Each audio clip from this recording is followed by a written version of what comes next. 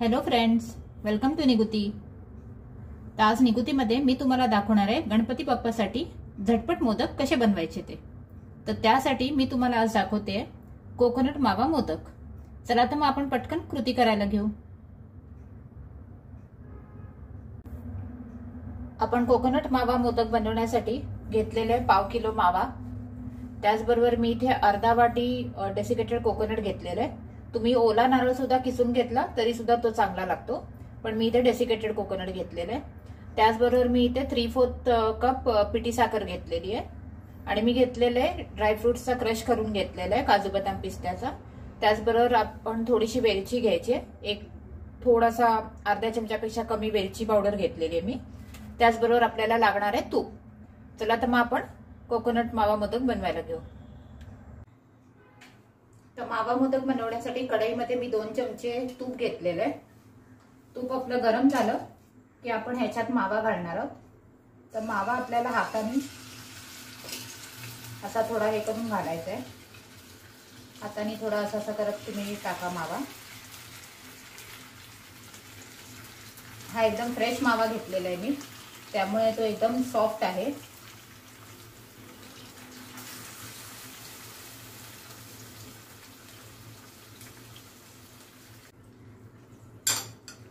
तुपामध्ये मावा घालून आपल्याला व्यवस्थित मावा असा हे करून घ्यायचा आहे।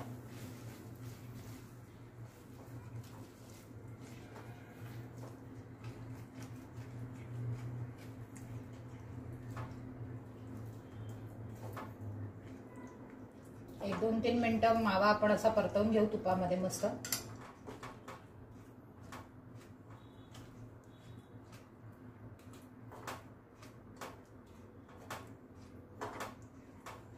फ्रेश मावा असल्यामुळे तुम्ही बघू शकता त्याला आताच मस्त असं पाणी सुटलेलं आहे। साखर घालायच्या आधीच त्याला पाणी सुटलेलं आहे फ्रेश मावा असल्यामुळे। तर 1-2 मिनिटं परतवून झाल्यावर आपण ह्याच्यात कोकोनट आणि साखर घालू।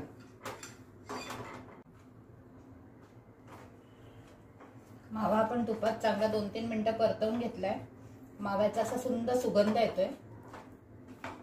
तर आपण आता ह्याच्यात घालणार आहोत डेसिकेटेड कोकोनट, जे अर्धा वाटी आपण घेतलेलं ते घालून सुद्धा आपण ह्याला व्यवस्थित असं परतवून घेऊ, जेणेकरून खोबरं सुद्धा आपलं चांगलं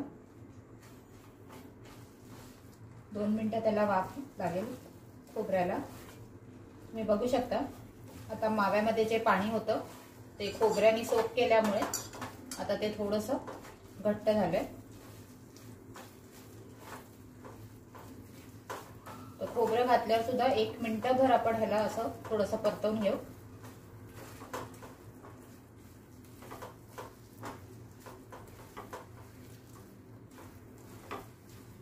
आता आपण ह्याच्यात घालूया पिठी साखर। तुम्ही साखर सुद्धा घालू शकता, नॉट नेसेसरी की तुम्हाला पिठी साखरच घालायची आहे। तुम्ही साखर घातली तरी चालेल, पण मी इथे पिठी साखर घालते जेणेकरून ती लवकर विरघळेल त्याच्यात। पिठी साखर घालून सुद्धा, पिठी साखर किंवा साखर घालून हे परत असं आपण, कारण साखरेचं आता कदाचित पाणी सुटेल थोडंसं।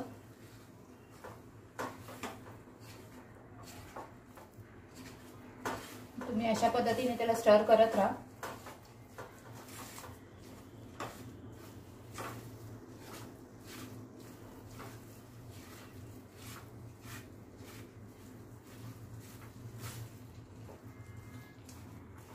तुम्ही बघू शकता पिठी साखर घातल्यामुळे पुन्हा ते थोडंसं पाणी सोडलंय त्यांनी आणि ते थोडंसं नरम झालेलं आहे।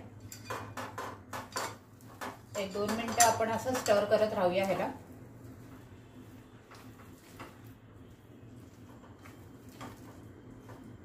तोपर्यंत ह्याच्यातलं पाणी थोडं कमी होत नाही तोपर्यंत आपण हे, जोपर्यंत हे कढईला सोडत नाही, तेल सोडायला लागत नाही आपलं मावा आणि हे, तोपर्यंत आपण हे स्टर करत राहू।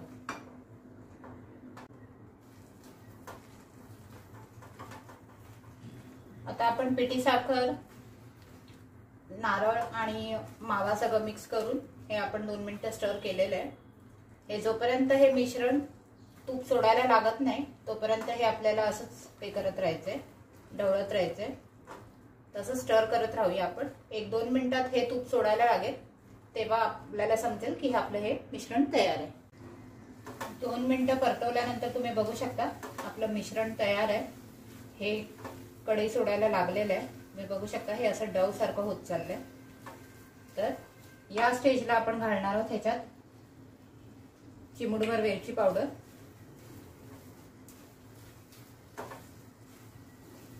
त्याचबरोबर आपण क्रश घालून घेऊया काजू बदाम पिस्त्याचा आणि गॅस बंद करून हे आपण थंड व्हायला ठेवून देऊ. मग ह्याचे आपण मोदक वळायला घ्यायचे थंड झाल्यावर. तर आपण आता गॅस बंद करूया आणि हे मिश्रण थंड व्हायला ठेवून देऊया. आता हे मोदकाचं मिक्सचर जे आपण थंड व्हायला ठेवलेलं ते थंड झालेलं आहे. तर आपण साचा घेऊया असा मोदकाचा साचा घ्यायचा आहे. ह्याला आपण तूप किंवा तेल लावून घ्यायचे आतल्या बाजूनी.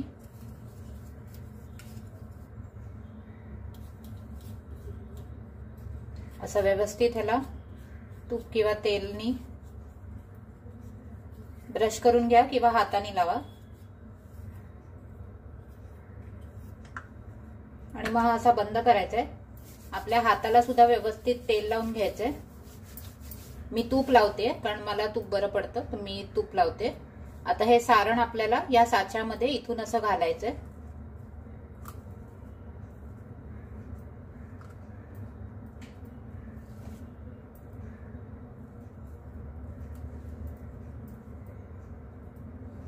हे असं व्यवस्थित आपल्याला व्यवस्थित दाबून घ्यायचंय जेणेकरून मोदकाचा शेप व्यवस्थित येईल त्याला.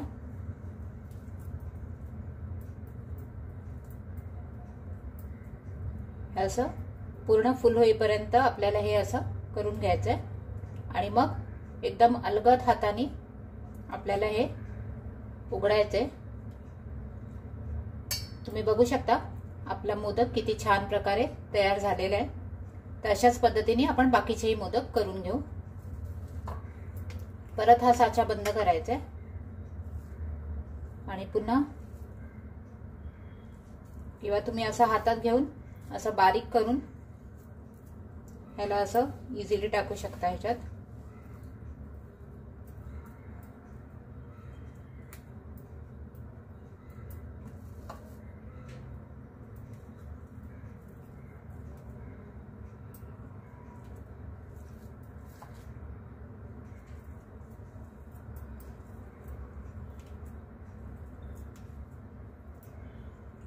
हे असं हाताने आपल्याला व्यवस्थित दाबून घ्यायचंय.